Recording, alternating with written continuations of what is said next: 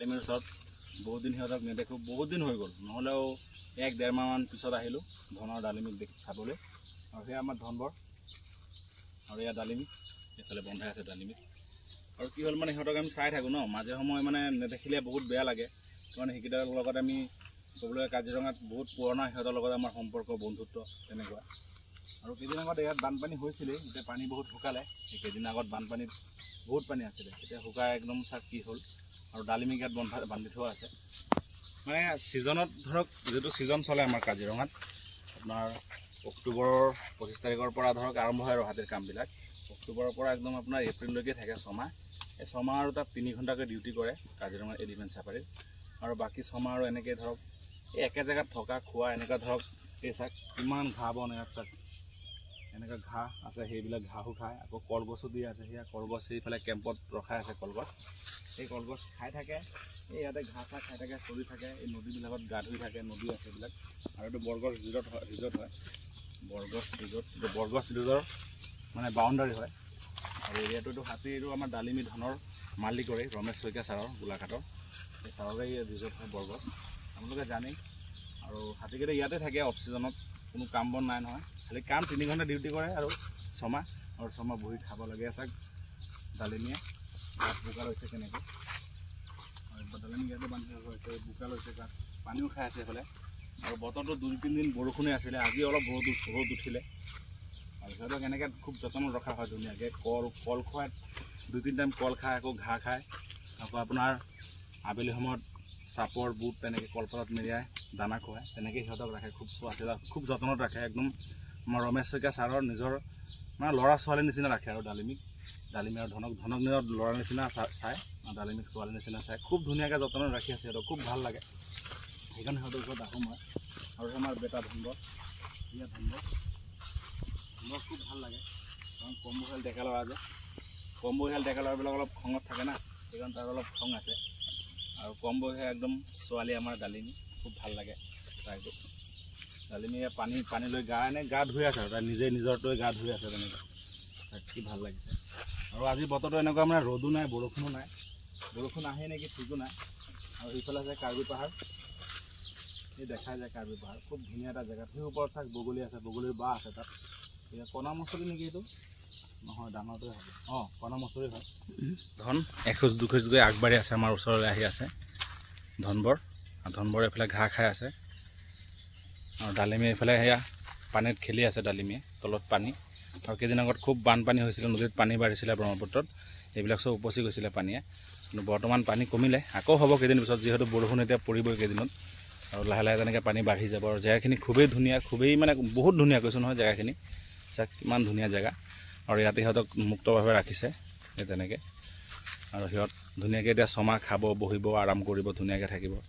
আৰাম বুলি কি আৰু, যিকোনো এটা হাতী ধৰক দিনৰ ভিতৰত নহ'লে 50-70 পৰা 70 কিলোমিটাৰ সিহঁতে ৰানিং কৰে, খোজকাঢ়ি ক'ৰ পৰা ক'ত যায় বনৰীয়া হাতী। আমাৰ ঘৰচীয়া হাতীবিলাক ইমান খোজ নকৰাও, এই ধৰক বান্ধি থোৱা আছে, ক'ৰবাত লৈ গা পা ধোৱালোঁ, গাঁৱত ফুৰালোঁ, খোৱাবলৈ বোৱালোঁ, ধুনীয়াকৈ লৈ আহিলোঁ যতনত মৰমত। এই তেনেকৈ সিহঁতক চৰাই ফুৰাই ঘূৰি ফুৰাই লৈ গৈ থাকে। আৰু এই ডালিমিও খাই আছে, এইফালে ঘাঁহ খাই আছে। আৰু ধনবৰ এইফালে ঘাঁহ খাই আছে। ধনবৰক খুব ভাল পাওঁ, সেইকাৰণে ধনবৰৰ ওচৰত আহোঁ, খুব ভাল লাগে ধনবৰক। আৰু ডালিমি আমাৰ মমো হয়, মমো চব জানে, মমো জানে নহয় কিমান মৰমীয়াল। মোক দেখিলে সি কল আনি দিবলৈ কয়, মোক হাতত ঘৰত ধৰি এনেকৈ টানি কল আনি দিয়ে, তেনেকৈ কয়। আৰু সি অবুজ প্ৰাণী ক'ব নোৱাৰে, কিন্তু সিহঁতে মই এইটো ভাবোঁ। আৰু সিহঁতে মোক হাতত হুৰেৰে ধৰি ধুনীয়াকৈ ঠেলি ক'ব, সেই কল তাৰ পৰা কলো দেখুৱাই দিব হুৰেৰে, তাৰ পৰা আনি দিব লাগে তেনেকুৱা। আৰু ধনবৰ জানেই নহয় কেনেকৈ কলগছবিলাক এই দাঁতত ওলমাই লয় 3-4টা পিচকৈ, তেনেকৈ চাওক ঘাঁহবিলাক কেনেকৈ ভৰিত মাৰি এনেকৈ মাটিবিলাক অঁতৰাই খাই আছে ধনবৰে। আৰু ধনবৰৰ বয়স 22-23 বছৰমান হ'ব, কিন্তু ধনবৰ বহুতেই ডাঙৰ হ'ব। আমাৰ কাজিৰঙাৰ ভিতৰত আটাইতকৈ ডাঙৰ ওখ যদি হাতী হয় এটা সময়ত আৰু আমাৰ ধনবৰে হ'ব, কাৰণ বহুত ওখ হ'ব ধনবৰ। এতিয়া এই 22-23 বছৰ বয়সতে ইমান ডাঙৰ হৈ গ'ল ধনবৰ, আৰু তাত বৰ ডাঙৰ হ'বলৈ আছে। আৰু তাক খুব যত্নত ৰাখে কাৰণে আমাৰ ৰমেশ শইকীয়া ছাৰে, সেইকাৰণে খুব যত্নত খুব ধুনীয়াকৈ তাৰ গাৰ গঠনটো খুব গঢ় লৈ উঠিছে, খুব ধুনীয়া হ'ব, দেখাটো ধুনীয়া হ'ব, দাঁতকেইটাও দীঘল হ'ব, ওখ বাখ হ'ব, খুব ভাল লাগিব। আৰু ডালিমি আমাৰ সেই চামেলি হাতী আছে নহয় আমাৰ চতিয়ালৰ জখলাবন্ধা আমাৰ কলিয়াবৰৰ, এই চামেলিৰ নিচিনা হ'ব ডালিমি। কাৰণ ডালিমি যোনটো গাৰ গঠন যোনটো চেও আছে, এই চামেলিৰ নিচিনা, হাত ভৰিবিলাক বহুত দীঘল, সুৰডালো ডাঙৰ, আৰু খুব ওখ হ'ব, দেখাতেই লাগে তেনেকুৱা, খুব ভাল লাগে। আৰু এই নদী এইটো ডিফল নদী হ'ব ন কলীয়া? এইটো ডিফল নদী ন? এইটো আমি সেই দেখুৱাওঁ যে আমাৰ বাগৰি যিটো আমাৰ ফৰেষ্ট কেম্পৰ পিছফালে আছে ডিফলো, এইটো ডিফল নদীয়ে হয়। ডিফল নদীৰ লগত মানে গৈ লিংক হৈছে আৰু একেলগে গৈ তাত ডিফল নদীত গৈ লগ পাইছে আৰু তেনেকৈ নদীখন। আৰু এখন একদম সেই পাহাৰৰ পৰা আহে জুৰি, সেই পাহাৰৰ পৰা পানীবিলাক বৈ বৈ আহে। আৰু খুব মাছ এইবিলাকত, সৰু ডাঙৰ চব প্ৰকাৰৰ মাছেই আছে, বৰালিও আছে, ডাঙৰ ডাঙৰ বৰালি চিতল এইবিলাক দেখাই যায়। আৰু এই সৰু সুৰা শাল শ'ল গৰৈ চেঙেলীটো আছে, এইবিলাক নকয় আৰু বাৰু তেনেকুৱা। আৰু বিশেষকৈ মানে ডালিমী বহুত শান্ত স্বভাৱৰ হাতী হয়, বহুত শান্ত। এই মই দেখোনৰ লক্ষী হাতী যেনেকুৱা শান্ত, তেনেকুৱা শান্ত হয় ডালিমিও। আৰু ডালিমি আছে সেই তলফালৰ সেই ঘাঁহবিলাক তেনেকৈ বুটলি বুটলি খাই আছে। আৰু এই চাক ইফালে সি নামিলে, নামি গৈ তাত পানী খালে, গাটো অলপ ছটিয়ালে, গৰম নাই তথাপি মানে সিহঁতে আৰু এইবিলাক ভাল পায় আৰু গাত লৈ, কাৰণ মাখি চাখি বহি থাকে যে, সেইকাৰণে মানে এইবিলাক মাটি বোকা অলপ লয়। এই তেনেকৈ ৰাখি আছে সিহঁতে। মানে জেগাখিনি বেছিকৈ ভাল লাগিছে মোৰ, খুব ধুনীয়া জেগাখিনি। চাক ধনবৰে কিমান ধুনীয়াকৈ খাই আছে, ভাল লাগে জেগাখিনি, খুব একদম মনোমোহা প্ৰকৃতিৰ মাজত।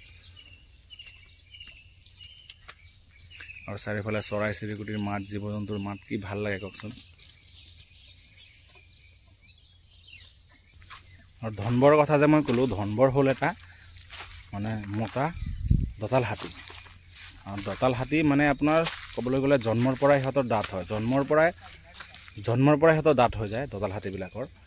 আৰু মতা হাতীৰ ভিতৰত দঁতাল হাতী আৰু মখনা হাতী পৰে। মখনা হাতী কোনবিলাক জানে? মখনা হাতী যোনবিলাক এই গাঁৱত চহৰত যে ঘূৰি ফুৰে অকলে, একদম কোনো জাকৰ লগত নাথাকে, দাঁত নাথাকে, কিন্তু মূৰটো বহুত ডাঙৰ থাকে, মানে পিছফালটো মাৰ খোৱা, ওপৰফালটো একদম ডাং খোৱা, তেনেকুৱা। মানে মূৰৰ পৰা পিঠিৰ পৰা মূৰটো বহুত ওখ, আৰু পিছফালটো সিহঁতৰ ডাউন বহা, আগফালটো ওখ, সেইবিলাকত মখনা হাতী বুলি কয়। মূৰটো বহুত ডাঙৰ হয় মখনা হাতীৰ, বহুত ডাঙৰ মূৰ, আৰু গাটো ভীমকা একদম চেহেৰা খুব ডাঙৰ হয়, তাক মখনা হাতী কয়। আৰু দঁতাল হাতীটো জন্মৰ পৰাই দাঁত হয় সিহঁতৰ, ডাঙৰ ডাঙৰ দাঁত, দীঘল দীঘল দাঁত হয়, সেইবিলাকো ডাঙৰ হয়, বহুত ডাঙৰ। দঁতাল হাতীও বহুত ডাঙৰ, কিন্তু দঁতাল হাতীতকৈ মখনা হাতী বেছি ডাঙৰ হয়। আৰু ক'বলৈ গ'লে কাজিয়া যিবিলাক মানে সিহঁতে মাৰপিট কাজিয়া, সিহঁতৰ ভিতৰতো কাজিয়া মাৰপিট হয়তো, কিন্তু কাজিয়া মাৰপিট হ'লে মই যি দেখিছোঁ, মানে আমি মানে সৰুৰ পৰা যি দেখি আছোঁ হাতীৰ বিষয়ে, যিমানটো জানো আৰু ধৰক, ইমানো নাজানো, কিন্তু যিমানটো জনাৰ ভিতৰত ধৰক দঁতাল হাতীতকৈ মখনা হাতীৰ গাৰ শক্তি বেছি। কাৰণ দঁতাল হাতীয়ে দাঁত লৈ সিহঁতৰ লগত ইমান যুঁজিব নোৱাৰে, কিন্তু মখনা হাতীৰ মূৰটো বহুত ডাঙৰ, দঁতাল হাতীও নোৱাৰে মখনা হাতীৰ লগত। মখনা হাতীৰ গাৰ শক্তি দঁতাল হাতীতকৈ বেছি। কিন্তু দঁতাল হাতীৰ কথা এটা কি, দঁতাল হাতীৰ মানে দাঁতকেইটা তাৰ মানে এটা সেইটো শোভা, তাৰ এটা শ্ব' হয়, দেখাত ভাল লাগে, আৰু যিকোনো মানুহে পচন্দ কৰে দাঁত থকা হাতীবিলাক। আৰু দাঁতেৰে সি বহুত সুবিধা পায়, যেনেকৈ ধৰক কলগছ আনি ধুনীয়াকৈ কলগছ একদম কলগছৰ ভিতৰত সোমাই লয়, দাঁত ইপাৰৰ পৰা সিপাৰ কৰি দিয়ে, চাৰিডাল 5ডালকৈ কল ধৰি লৈ যাব পাৰে দাঁতত ওলমাই। কেতিয়াবা ধৰক কোনো এটা গাড়ী ফচিছে, এই ধৰক দাঁতটো লগাই উঠাই দিলে। আৰু কিছুমান গছৰ কুন্দা মুহা চোৱা সিহঁতে নিজেই উঠাই লয়, মানে সিহঁতে মানে কাম বনত সিহঁতৰ সুবিধা হয় দাঁত থাকিলে। আৰু মখনাবিলাকৰ দাঁত নাথাকে, কিন্তু সিহঁতৰ বহুত শক্তিশালী হয় মখনা হাতী। দঁতাল হাতীতকৈও ডাঙৰ হয় মখনা হাতী, সঁচাই বহুত শক্তিশালী হয় দঁতালো যেনেকৈ শক্তিশালী হয়, মখনা সেনেকুৱা, কিন্তু মখনা দঁতালতকৈ বেছি শক্তিশালী হয়। আৰু দঁতালৰ মানে দেখি ভাল লাগে, তাৰ এটা বেলেগ এটা শ্ব' আছে হাতীৰ, দাঁত থকা হাতীকেইটাৰ। আৰু মখনা হাতীৰ দাঁত নাই, কিন্তু গাৰ শক্তিটো বহুতেই বেছি, জোখতকৈও বেছি। আৰু মাইকী হাতীও যেনেকুৱা চামেলি কিমান ডাঙৰ, সেইফালে সোণতৰ হাতী কিমান ডাঙৰ, আৰু এইফালে ৰত্নমালা, এইবিলাক ডাঙৰ হাতী। মাইকী হাতী হ'লে বহুত ডাঙৰ, মতা হাতীৰ লগত যুঁজি যায় তেনেকুৱা। আৰু সেইফালে এটা ঘোঁৰা আছে, সেইটো বৰগছৰে, আমাৰ বৰগছ চিৰিজৰে ঘোঁৰা হয়। আৰু চাগ ধনবৰে গাত মাটি লৈ আছে, এইফালে আকৌ ঘাঁহো খাই আছে। আৰু ডালিমি এইফালে ঘাঁহ খোৱাত পূৰা ব্যস্ত আৰু ধুনীয়াকৈ। থাক তহঁত, শিৱা আহি আছে, শিৱাৰ লগত ধনৰ ওচৰত যাম, কাৰণ ধনক বহুত দিন ধৰি দেখা নাই। আৰু ধনে মানে চিনিটো পাবই, কিন্তু তথাপিও মানে শিৱাৰ লগত যাম আৰু, কাৰণ আমাৰ ল'ৰাটো জানেই নহয়, অলপ ল'ৰা আৰু জেং আৰু অলপ চেঙেলীয়া ল'ৰা নহয় জানো, অলপ তাৰ মানে বেলেগ আৰু সি আনতকৈ। শিৱা গৈ আছে আৰু মানে জেগাটো অলপ আঁতৰাই দিব। সেয়া চাক গৈ আছে শিৱাই ধনৰ ওচৰত, আৰু ধনে এইফালে গছ দুটামান ভাঙি পেলাই দিলে। আৰু চাক ডালিমিয়ে কেনেকৈ ঘাঁহ খাই আছে, ইমান ধুনীয়াকৈ বুটলি খাই আছে ঘাঁহ, শুকান ঘাঁহ যে তেনেকৈ খায় বুটলি। আৰু বৰষুণ কিনকিনীয়া বৰষুণ পৰি আছে অলপ। এয়া ধনবৰ খোল খোল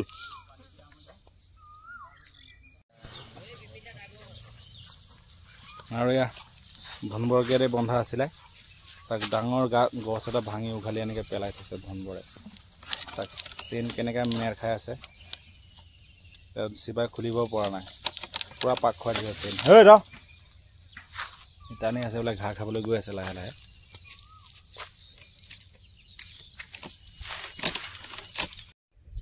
ধনবৰ হয় ধনবৰ থাক দে গৈ থাক আৰু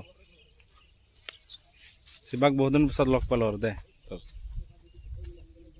এতিয়া ইয়াতে আৰু ন অফচিজনলৈকে ইয়াতে নে গোলাঘাট ফালে যাবি গোলাঘাট যা নলয় ইয়াতে থাকিম ঠিকে আছে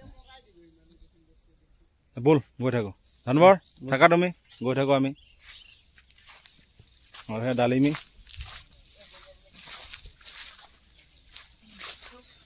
ডালিমে চাক গাত একদম পানী চানী লৈ লৈছে নদীৰ পৰা আৰু এইফালে কল এক পিচ দিয়া আছিলে সেই খাই আছে আৰু ঘাঁহো খাই আছে এইফালে ডালিমিয়ে মম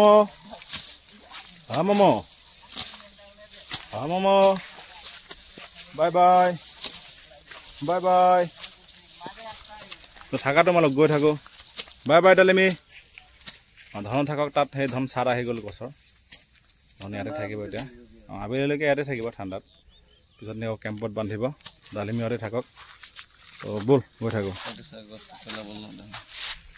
ঠিক আছে এডাল পেলালে প্ৰথমত গছ ভাঙি দিলে এডাল পেলালে সেই ৰ'দত থাকিব এতিয়া আকৌ তাৰ পৰা চেঞ্জ কৰিব লাগিব তাক ইয়াৰ পৰা